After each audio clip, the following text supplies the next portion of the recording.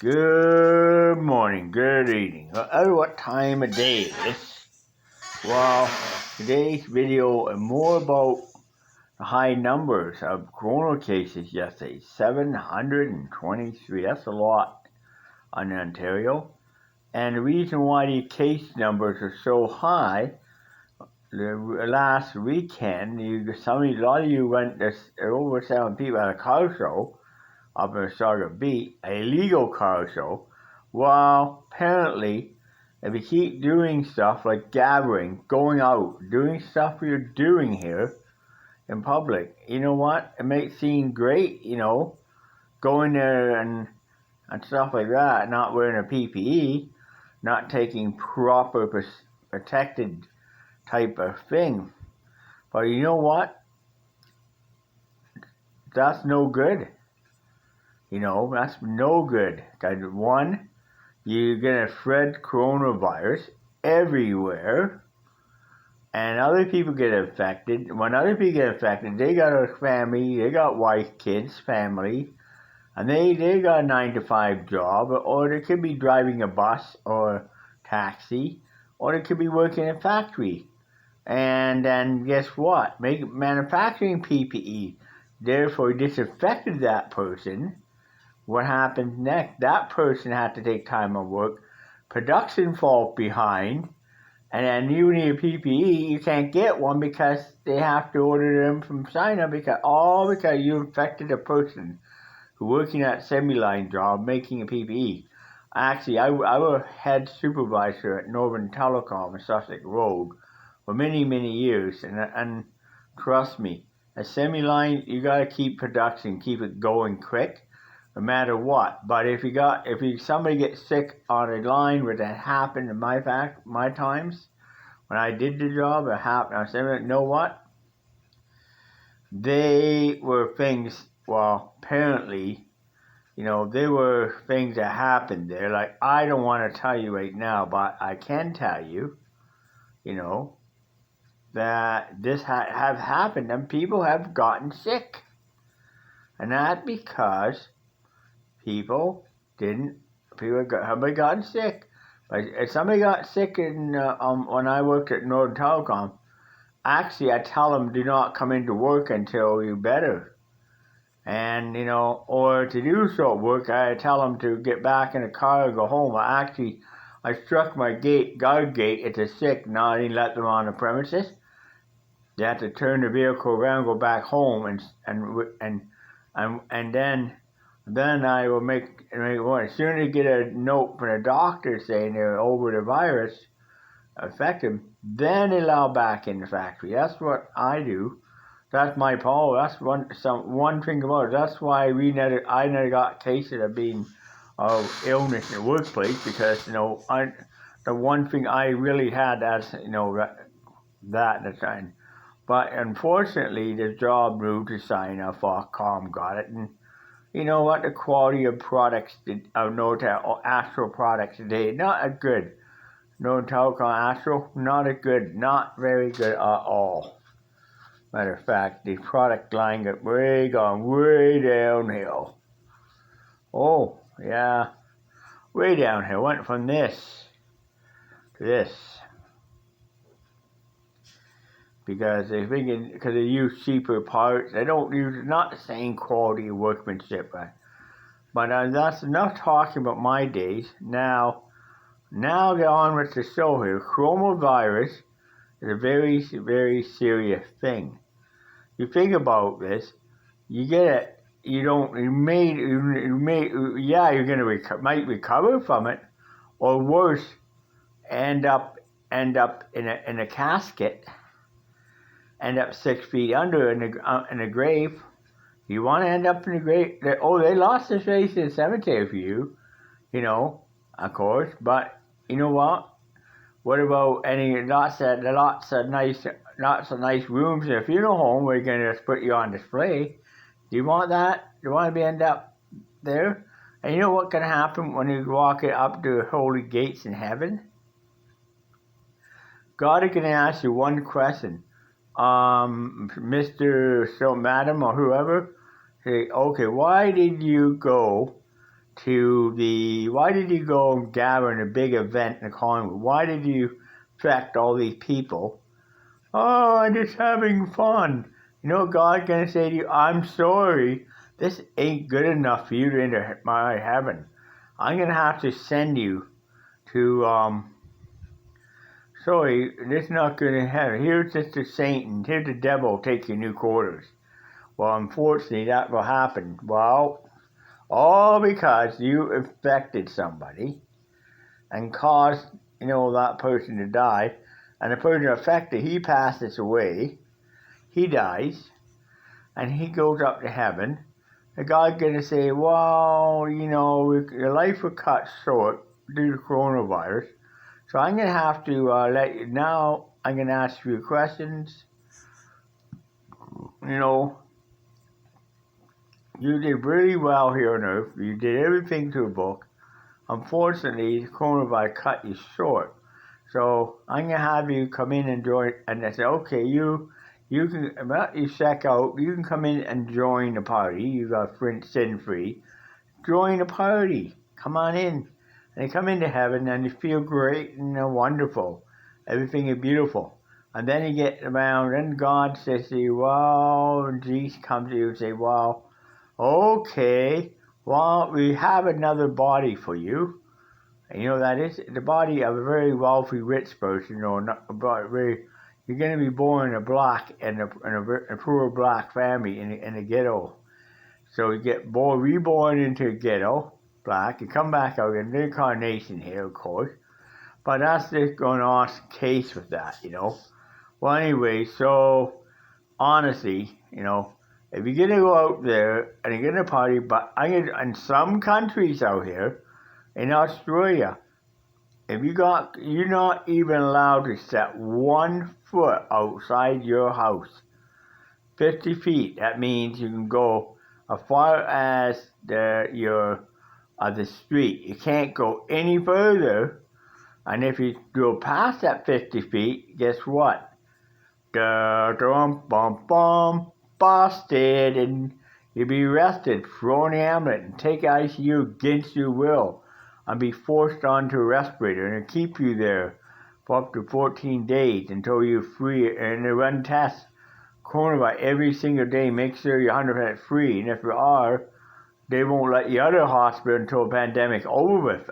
That's in Sydney. They'll keep you there. As soon as the pandemic clears over, boom, then you're released.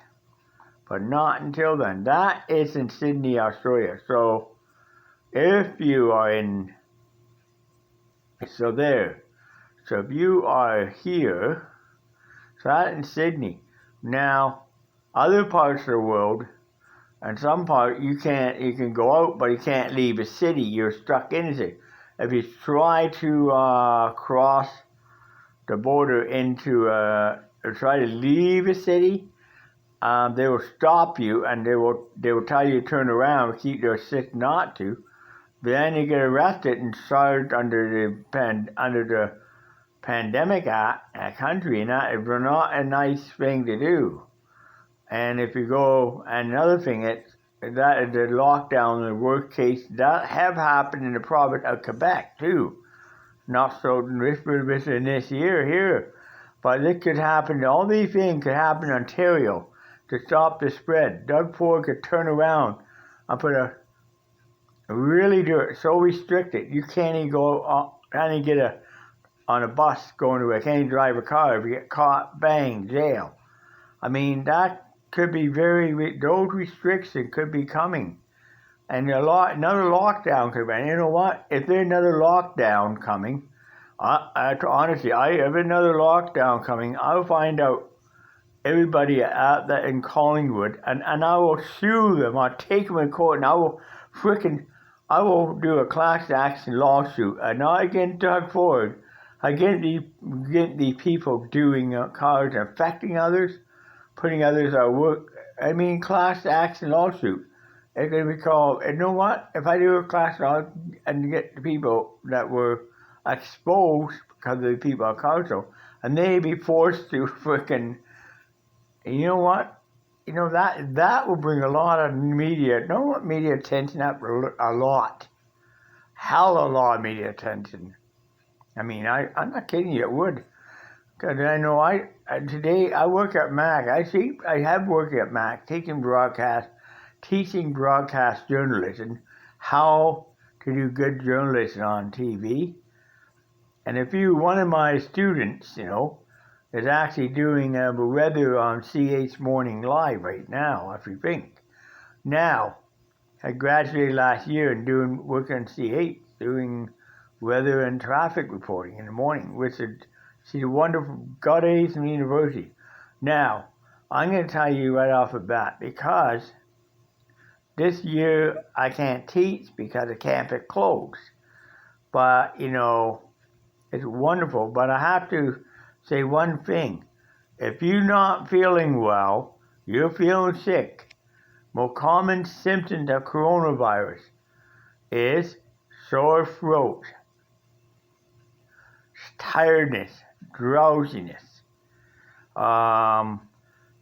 fever, chills, shortness of breath, high fever, and a whole host of symptoms there. When you get a whole host of symptoms, you know what that means? Tell you what that means. You get one or two things. Number one, you don't think about it, dry cough, sore, tiredness, and losing smell, losing a sense of smell and taste. And you end up and you really feel bad, their lungs are crackly. All these are symptoms of coronavirus. Number one, get yourself to a hospital by ambulance. Do not use public transportation, because you can affect another person on public transit. I could be riding that bus too, and you could affect me. Do you want to see me in the ICU ward? I don't want to be there. I don't want to be on a ventilator. You know what they do when they put a coronavirus patient on a ventilator? They pressure the normal amount of suction pressure on a ventilator for somebody having pneumonia is about this. No amount of suction pressure is on a coronavirus? 5 times what is really needed for pneumonia, because the suction pressure take out all the infected material out of the lungs, the infected material out of your lungs, so you get your. But unfortunately, the damage of that pressure can kill. It's lethal. You can be, it can be damage you for the rest of your life. Even so, you can have severe arthritis in your hip, back. You can very, very hard to remove. You can be confined to a wheelchair, comfy wheelchair for the rest of your life on wheels. You know what else you're confined to besides wheelchair? Do you really want to know? I'll tell you. A wheelchair. What else? Do you want to know what else? I can tell you. You have shortness of breath. You want to do something, you can't. You're feeling tired and tiredness and sickness, and you may be having issue with water eyes, blindness, and severe headaches that you've never had before. That's the symptoms after coronavirus left your body. And all these are the worst symptoms you could ever have in your life. And oh, know why? All because you went to a gathering. Think about it.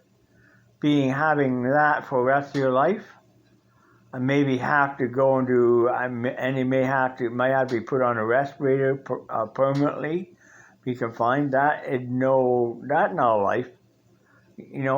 All because you went to a gathering. All because you went to a big gathering somewhere.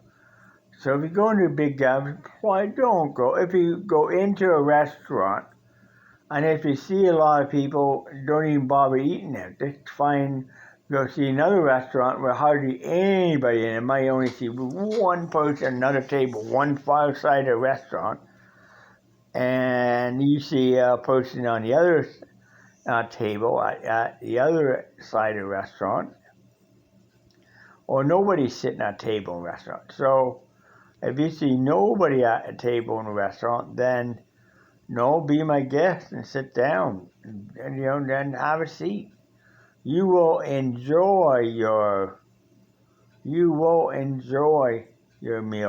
at a restaurant. But please be honest. Don't be a fool. Please do not be a fool. And just see a big crowd of people go there. Because you will get corn. If I walk in a restaurant, I see a person at far end. Last night I went to Subway and went down there. There were nobody in that restaurant. I'm only customer sitting down, whole restaurant having a sub last night in the evening. Same thing with Ronald McDonald too. There were only hardly anybody in McDonald's. There were only about one customer, about 4 customers. There were about 5-10 customers in there, so I didn't go there because of that. I didn't want to I saw 10 customers, I went down to another restaurant. These are practice. All these little things I'm doing are preventing me from getting a coronavirus. I don't want to be counted, or I don't want to be counted in the number of cases, new cases, basically. So, I hope that, you follow my advice, because some of you ain't. It's 725. Please follow good advice. If you see large gatherings or see a gathering, don't even attend it, or just do the best thing you do. Keep on going. Go right past. Walk in a restaurant, any more than one person sitting at a table, you know what? Walk back out that door and get back in a car and take away, or bus. Go to another restaurant and nobody in it. It's staff. So all these little simple things can prevent you from getting coronavirus. We don't think of that, but you better start thinking more carefully. And use hand sanitizer and use a PPE. These are the most common things. And if you don't feel comfortable with PPE, use a face shield. That's going to protect you too. So, number 1, a PPE is a most important thing right now. Number 2, facial covering is most important. Maybe, and the third least important thing is face shield. All these little things will keep you from getting coronavirus. If I see gathering someplace, I don't even go there because I go right past. I have seen them, but I don't attend them. So, remember, be safe. Don't get the coronavirus, because you've got a future ahead of you, a job and coming. Don't freaking do it. It might have semi-line, might be many jobs. There are many jobs out there to be had from working in the steel industry, mining industry, working in gold mines, mining industry, working in the science industry, finding new cure for coronavirus, working in a lab for new cures for coronavirus. Working in a science lab, trying to find how it's spread, and working on getting it under control. We may find or other jobs like manufacturing jobs, assembly line jobs. So, really, I want you to think about this. Or, getting a job driving a school bus, for example, or teaching in a classroom. All these are great jobs to have. All of them out there for you. But if you get coronavirus, you know what? You'll get no job. You'll be running to Ontario work. You get $600, and that's what you got to deal with every freaking month. Pay your rent, and the rent, and you won't be able to afford the apartment. This apartment, will take all your welfare check from you. Unfortunately. if you're living in a, and be forced to, then you'd be forced to go to St. Matthew Street.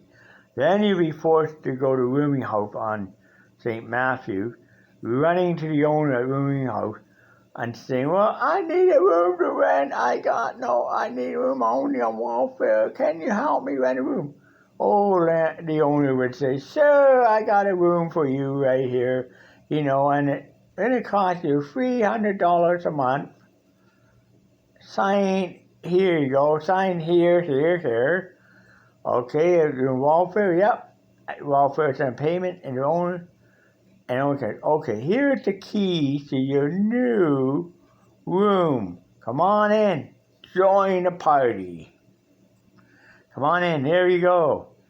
And everybody in the house smoke. And then you meet a nice lady, and you meet a man in there, and you meet two other people. But you know what? Then one of them gonna have coronavirus. Lo and behold, you get sick, you end up coronavirus, and not because, but otherwise, and not because you won't get sick. I already had it, but unfortunately, you'll be living there, and guys will be rough, everything else, and you won't get on, and you're not gonna end up, then you end up having to want to get out of there for a while, but you can't because welfare is so low you can't afford to move. You stuck there, so end up there for years and years and years. So, think about it, or worse than that, you're female, and you just cover coronavirus. You got no work, lost your job because you've been off so long in ICU, you can't cope, and you lost your apartment because you couldn't pay rent for all the time because and the coronavirus made you homeless. And you go running to Willow's place. You're running to Willow's place, ringing that doorbell. And saying that, I'm homeless, I need a place to live, but can you help me? Could you help me? Well, you say, I'll be right there. Come to the door, sit you down, and say, I'm home, I need help, wow, oh, yeah, okay. You know what's going to happen next? Because you're homeless? Want to take you inside, they'll sit down, talk to you a bit, and then get on the phone. I'm going to phone Innismut's house first. I'm going to say, okay, you got bad. Sorry. Well, just a minute there. Then I'm going to phone another woman's house. Meantime, yes, we got a bed for you. Okay, well, I sending a client over here in taxi cab to your place, to the homeless shelter right away. Send no Innismut, you check yourself in, and then you give them all these rules in by 11 every single night. Well, guess what that means? Well, you get stuck. Well, you get stuck there in the place where you don't want to be, and you're sitting there, and you're trying to get a new apartment. Half of your welfare sector, half your Ontario Works or Ontario ODP, half of your government sector gone, all and paying for your stay, and you get real crappy food in some cases, and you're going to be barfing, sick to your stomach a lot, and you're going to be a controlled environment. Well, and finally, when you do get a place, you're going to have to have a person last, but you can't afford it because you can only do little bits, and they're going to be hard to get the money to struggle with it, and vice versa. So I do get the money there. So they're called the hostel trap. That is called the homeless shelter trap. You know what that is? That's what I mean. And you take most money, you're trapped in that system. You can't get out of the homeless shelter. So eventually you'll be forced to commit crime to make ends meet. No good. So I call it a nickname the hostel trap. The hostel trap, I call it. Homeless shelter. I call it the homeless shelter trap, basically. That's what it is. A trap in, and then they don't, because the homeless shelters they got bills to pay too. They got people have to pay the people who work at homeless shelter. Then they have to pay the hydro, electric, water. Then they have to pay the mate and the cost of operating their heating and HVAC system, very more expensive than what it would cost in a regular house. And know what else? And bill can be really expensive too. Electric bill can be expensive. Plus, on top of that, all that is not cheap to run. On top of that, the money coming in from welfare to pay for your stay is and not enough to really do, because they rely on a lot of donations. That's common with any male shelter, female male shelter out there. Even the Salvation Army in York Road, they cut out their daily meal ticket program now, permanently did, because that will not be coming back. Because, know why? Because it's costing them $22 million a year in printing costs. And you know what? And I'll tell you more to operate an operating cost. They call him $20,000 less cost now, but they don't operate. So that's where the Salvation Army is saving a lot of money that way. The operating costs are lower because they're not going to offer it anymore. So that's another case. Hamilton, the only place I've been to has a meal ticket program. London don't, Ontario don't have it, but when they start having travel service, that's the only time you can get a meal. Anyways, so enough talking about that. It's a lot of money for them, homeless out, and I don't think it'd be safe anybody do this. And honestly, if you ever want to get, even in a home, I'm going to do some YouTube vlogs next on. I might do one in front of the cemetery and say this. Well, if you go there and you decide you're going to affect somebody, you know what? This is where you will end up. Here, pick a cemetery. Or another vlog will be done in front of a hospital saying the exact same thing. One in front of a funeral home, exact same thing. I'm trying to, what these messages, these are scare factors. The fear factor, and trying to drive the fear of how bad it really is. And maybe if I do that type fear type video, getting people afraid of they get infected, making them fear of being infected, then maybe then you won't go out to gatherings. Think about it. You don't want to get infected, don't go to gatherings. Plain simple. But nobody listens to it. Young people, young kids, young punks, 20, 23, don't listen. So I believe the only way to listen is to scare, the fear factor. It works every time. Anyways, vlog over.